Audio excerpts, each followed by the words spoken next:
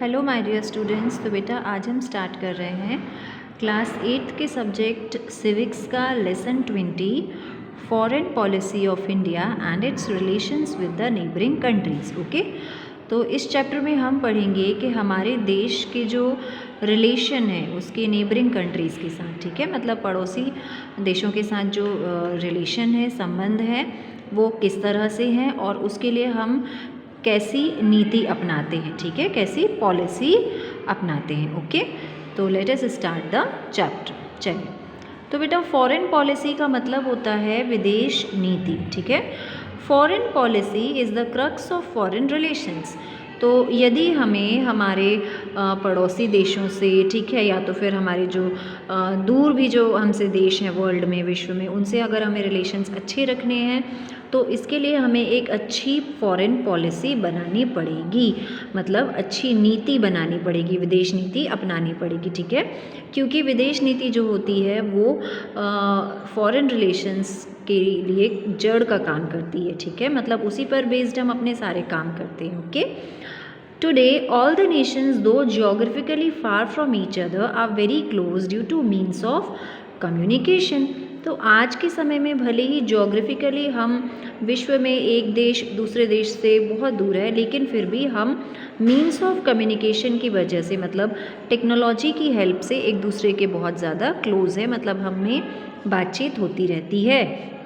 और इसीलिए विश्व में बेटा पूरे वर्ल्ड में कहीं पर भी किसी भी देश में कुछ भी होता है, कोई अच्छी घटना या कोई दुर्घटना, ओके, किसी भी तरह का कोई इंसिडेंट होता है, उससे बाकी के देशों में भी फ़र्क पड़ता है।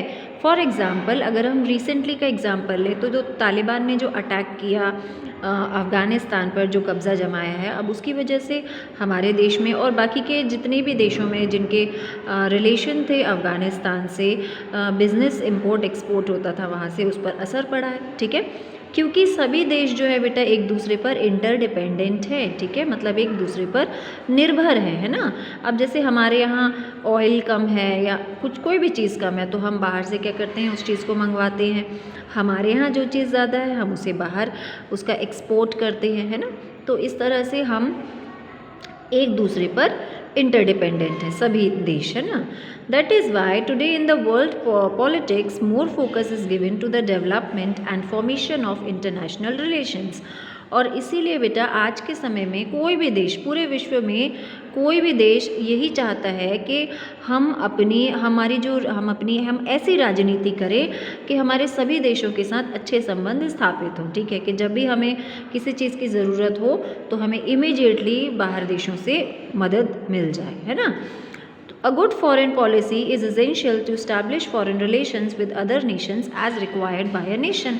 और इसके लिए आपको अच्छी विदेश नीति अपनानी पड़ेगी, है ना, क्योंकि यदि आप अपनी इमेज, अपने रिलेशन अच्छे से रखेंगे तो बाकी के देशों के साथ भी आपके रिलेशन कैसे रहेंगे, अच्छे रहेंगे। अब फॉरेन पॉलिसी होती क्या है ना। तो फॉरेन पॉलिसी एक्चुअली में एक ग्रुप है बेटा प्रिंसिपल्स का, कुछ रिटन प्रिंसिपल्स हैं, उसूल लिखे हुए हैं जिसे हर नेशन को अपनाने पड़ेंगे यदि वो अपना हित चाहते हैं तो, ठीक है। फॉर एग्ज़ाम्पल आप जहाँ रहते हैं, हमारे घर के आसपास नेबर्स होते हैं, पड़ोसी होते हैं, उनसे क्या हम हमेशा लड़ते झगड़ते रहते हैं? नहीं, है ना। हम उनसे अच्छे रिलेशन मेंटेन करते हैं, क्योंकि यदि हमें आधी रात को भी हेल्प की ज़रूरत पड़े तो हमें, हमारे रिलेटिव्स तो दूर रहते हैं, वो बाद में आएंगे, लेकिन हमारे नेबर्स क्या होंगे, वो हमारी पहले हेल्प करने के लिए आगे आएंगे, ठीक है। तो इस तरह से कुछ डिसीजंस अगर हमें लेने पड़ते, हमें इस तरह की पॉलिसी अपनानी पड़ती है ताकि हमारे जो रिलेशन हो विदेशों के साथ वो कैसे हों, स्टेबल हों, अच्छे हों। और जो भी हम नीतियाँ बनाते हैं उन्हें हमें इम्प्लीमेंट भी करना ज़रूरी होता है। ओके, तो किसी भी कंट्री की फॉरेन पॉलिसी जो होती है वो कुछ प्रिंसिपल्स पर, कुछ वैल्यूज़ पर बेस्ड होती है, ताकि जो देश है वो उसे अपनाए और उसे इम्प्लीमेंट करे और अपनी अच्छी इमेज पूरे विश्व के सामने बनाए, ठीक है। चलिए अब हम देखेंगे हमारी कंट्री की फॉरेन पॉलिसी क्या कहती है। तो इंडिया की जो फॉरेन पॉलिसी है, हमारी विदेश नीति का पूरे विश्व में बहुत ही अच्छा इम्पैक्ट है, बहुत अच्छा प्रभाव पड़ा है। और इसकी वजह क्या है? इसकी वजह है बेटा हमारा कल्चरल पास्ट, हमारा हमारा इतिहास जो कि बहुत ग्लोरियस रहा है ना।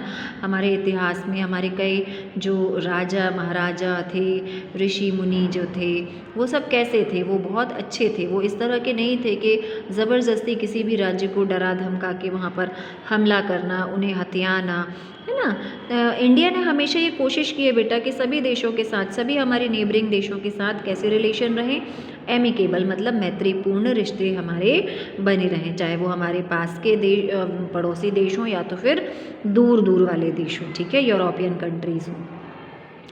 अब इसकी जड़ें कहाँ से हैं? इसकी जड़ें आज नहीं, इसकी जड़ें अच्छी विदेश नीति की जड़ें हमारे यहाँ हमारे पास्ट से हैं, ओके। क्योंकि हमारी जो सभ्यता रही है, शुरू से ही हमारी सभ्यता कैसी रही है, अच्छी रही है ना। हमने मेहमान को भगवान समझना, है ना, इस तरह से हमारे तो ये कल्चर में ही रहा है। हेल्प करना, नीडी की हमेशा हेल्प करना, किसी को ज़बरदस्ती डराना धमकाना नहीं, ओके। तो ये सारी चीज़ें जो हैं कहीं ना कहीं हमारे देश की एक अच्छी इमेज सबके सामने बनाती हैं, ठीक है। चलिए अब देखेंगे कि हमारे फॉरेन पॉलिसी के मेन लक्ष्य क्या है, मेन एम क्या है। तो सबसे वेरी फर्स्ट एम तो यही रहा है कि हमारे देश को एक पावरफुल फोर्स बनाना। मतलब ऐसा देश नहीं कि जिस पर अंग्रेज़ों ने राज किया तो जो आज भी गुलाम है या आज भी किसी भी देश की हम मनमानी बर्दाश्त करेंगे, नहीं। हमारी कंट्री को एक पावरफुल कंट्री के रूप में प्रस्तुत करना, फाइनेंशियली दूसरे कंट्रीज़ को सपोर्ट करना, और यदि हमें फाइनेंशियली हेल्प की ज़रूरत है इंडस्ट्रियल ग्रोथ के लिए, तो उसके लिए भी हमें ऐसे रिलेशन बनाना कि हमें इमीडिएटली हेल्प मिल जाए, ओके। कॉलोनियलिज्म और इम्पीरियलिज्म को अपोज करना, मतलब इनके अगेंस्ट रहना। कॉलोनियलिज्म का मतलब होता है बेटा कि जैसे कोई भी एक स्ट्रॉन्ग कंट्री है ना, लाइक यूएसए ले लीजिए, है ना। तो स्ट्रॉन्ग कंट्रीज़ क्या करती हैं कि भाई हम तो बहुत स्ट्रॉन्ग हैं, हमारे पास इतने वेपन्स हैं, हम क्या करेंगे, किसी कमज़ोर देश को डरा के धमका के उनके रिसोर्सेज का ज़बरदस्ती इस्तेमाल करेंगे। ये होता है कॉलोनियलिज्म, ये गलत होता है। हमारे देश ने कभी ऐसा नहीं किया। इम्पीरियलिज्म का मतलब तो आपको पता ही है, साम्राज्यवाद, है ना, किंग क्वीन वाला जो होता है, तानाशाही वगैरह जो होती है, ज़बरदस्ती किसी भी कंट्री पर हमला करके अटैक करना और वहाँ अपनी मनमर्जी चलाना, अपने रूल्स रेगुलेशंस वहाँ चलाना। हमारे देश ने कभी ऐसा नहीं किया है, ठीक है। इसके अलावा फ्रीडम मूवमेंट्स में हमने हेल्प की है ऐसे देशों की जो अंग्रेज़ों के गुलाम रहे हैं। जब हम इतने सक्षम हो गए थे तो हमने उनकी मदद की, जैसे कि गांधी जी ने कितना सपोर्ट किया है अफ्रीकन्स को अंग्रेज़ों से आज़ाद करवाने में, नेल्सन मंडेला की, है ना बेटा। देन आप हमारे अच्छे रिलेशन मेंटेन करना कॉमनवेल्थ कंट्रीज़ के साथ, ठीक है।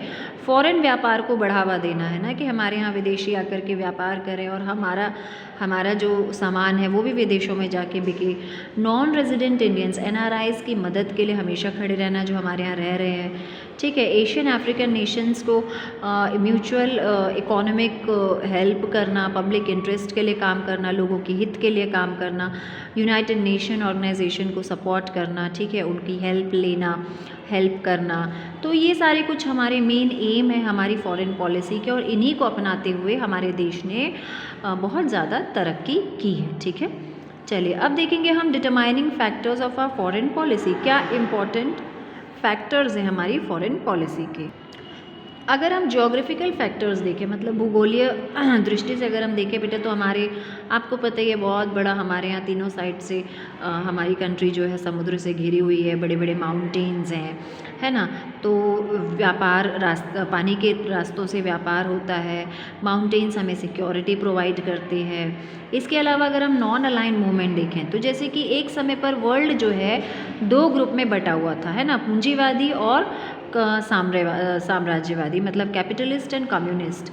कैपिटलिस्ट का मतलब होता है, पूंजीवादी मतलब यही बेटा कि दूसरे के रिसोर्सेस इस्तेमाल करते हुए अपना ख़जाना भरना, अपनी ट्रेजरी भरना, ठीक है, ओके। जो एक ऐसा गुट जो सिर्फ मनी माइंडेड होते हैं। वहीं कम्युनिस्ट मतलब जो अपने अलग थलग बना लेते हैं, अपना ग्रुप बना लेते हैं, उनको किसी की नहीं सुनना। तो एक समय पर जो पूरा विश्व है इस तरह से 2 लॉबीज़ में, 2 गुटों में बटा हुआ था। ठीक है। तो लेकिन हमने कोशिश की कि अगर यदि इस तरह से दो कंट्रीज़ के बीच में कोई किसी भी तरह की एनिमोसिटी है, बैर है, आपस में कुछ मिसअंडरस्टैंडिंग्स है तो उन्हें दूर करें, है ना। Alienating itself from them, India maintain its position as non aligned nation. हमने कभी भी भेड़ चाल का हिस्सा हमारा देश कभी नहीं हुआ है ना। इन सब से खुद को अलग रखते हुए, किसी के बीच में ना पड़ते हुए हमने कोशिश की है शांति करवाने की। नॉन अलाइन नेशन का मतलब है ये नहीं कि सारे देश जो कर रहे हैं हमने भी वही कर लिया, नहीं। हमने अपनी इमेज अलग हमेशा बनाई शुरू से, और ये कोशिश की है कि दो गुटों के बीच में थोड़ा सा हम टेंशन कम कर सकें, ठीक है। हिस्टोरिकल ट्रेडिशंस अगर हम देखें बेटा, तो peace occupies a place of utmost importance in India's foreign policy. हमारी फॉरेन पॉलिसी में सबसे पहले शांति प्रियता देखी जाती कि भाई जो हम शांति प्रिय रिलेशन बना के रखें देशों के साथ, ठीक है। क्योंकि हमारी हिस्ट्री ही ऐसी है, हमारा कल्चर ही ऐसा है, हमने कभी भी किसी भी देश पर सुप्रीमेसी नहीं जताई, है ना। अपना हक नहीं जताया कि हम वहाँ जा कर के अपनी बात चलाएं, अपनी ही मन मर्जी चलाएं, है ना। हमारा ये जो ट्रेडिशन जो चला आ रहा है ये आज भी हमारी फॉरेन पॉलिसी में दिखता है, ठीक है। हम ऐसा कभी भी नहीं करते हैं किसी भी कंट्री के साथ। पंडित जवाहरलाल नेहरू ने कहा भी था कॉन्स्टिट्यूएंट असेंबली में कि किसी भी देश की विदेश नीति जो है, सबसे पहले हमें ये देखना चाहिए कि हम हमारे देश के लोगों के हित के लिए काम करें, ठीक है। तो हमारी भी जो फॉरेन पॉलिसी है वो भी सबसे पहले यही है कि हम अपने रिलेशन दूसरे देशों से इसलिए अच्छे बनाएं ताकि हमारी कंट्री का भला हो सके और हमारी एक अच्छी इमेज जो है वो सबके सामने निकल के आ सके। ओके, तो ये आपका फर्स्ट पार्ट का एक्सप्लेनेशन हो गया बेटा। सेकंड पार्ट का एक्सप्लेनेशन मैं आपको बहुत जल्दी सेंड कर दूंगी। आप till, thank you so much.